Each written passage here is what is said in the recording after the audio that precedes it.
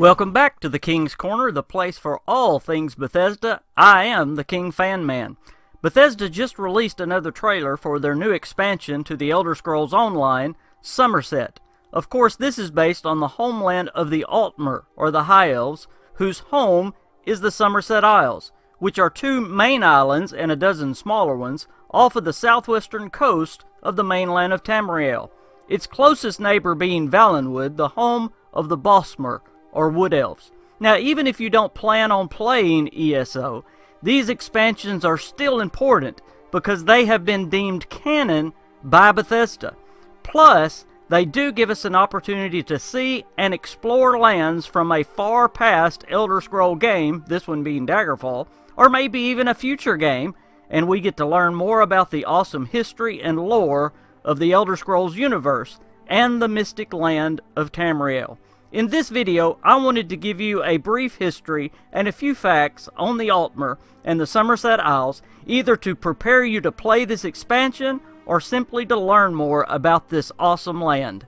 Probably the place to start, and the most important thing to know about the Altmer or High Elves, is that they are the first race of elves, and from them came all other elf races.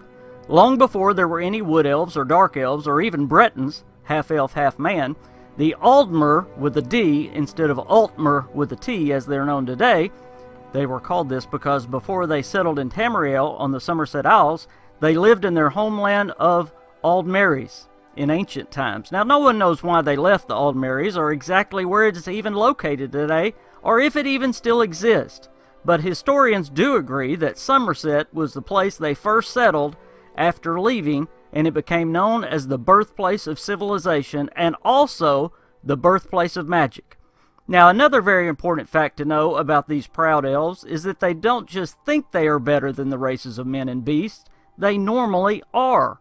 Most high elves live up to 1,000 years, and with such a long life, it is easy to see why they are normally the smartest and the best, with magic and with sword, if for no other reason than they have had generation after generation of man and beast to learn and hone their craft.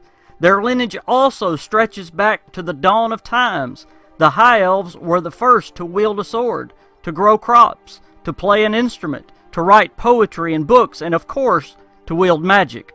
Who knows what Tamriel would be today had the Altmer not come to this land? It is easy to see it would be nothing like the land we all know today. The High Elves also literally stand head and shoulders over most elves, being much taller, as well as fit, and with much more care and attention given to their appearance, and even their dress.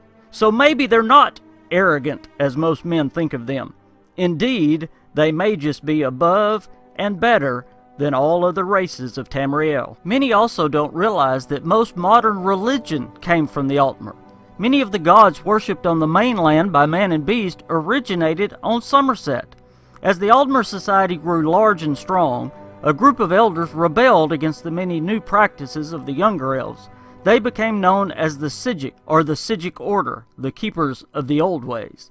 This began a great exodus off of Summerset and onto the mainland. Groups of elves went to the north, to the south, and all over the mainland, and it was these groups who took on the characteristics of their region and began the different races of elves we know in Tamriel today. Some even intermarrying with the races of men and forming all new societies and races such as the Bretons of High Rock. The one staying in Summerset then took the name the Altmer, replacing the D with a T, and became the race that we know today. There is so much more to be known about their history and culture. We could literally talk for days and days and not have a full knowledge of this proud people. But I just wish to give you a good basic understanding, and hopefully I intrigued you to know more. One last thing I want to give you before I go. If you're going to understand the High Elves, and especially if you're going to understand the story of ESO's expansion Summerset, you have to understand what was happening at this time in the High Elves' history. After the other elves left Summerset, the Altmer didn't concern themselves with the new races of elves, or really with anything happening on the mainland. For years and years they stayed isolated and protected by their ocean borders and by their superiority if anyone dared to challenge them. The ESO expansion, however, takes place during the time of Queen Eirene, the youngest leader of the Altmer. She became queen in the Second Age, 580. She began fearing the disaster the young elf races could bring, and she also heard of the imperial city being taken by Molech Bal, because some of his worshippers had already settled in Summerset itself. Knowing this Daedric threat was the greatest threat the Altmer had ever faced, the queen reached out to her closest neighbors, the Bosmer or Wood Elves of Valenwood, and the Beast Folk Khajiit of Elsewhere.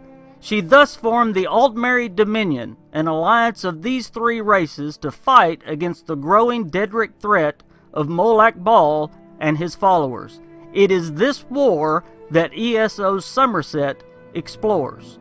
Well, I hope this video helped those who are anxious to play ESO, or at least I hope it was informative and entertaining for those of us who simply love the Elder Scrolls lore.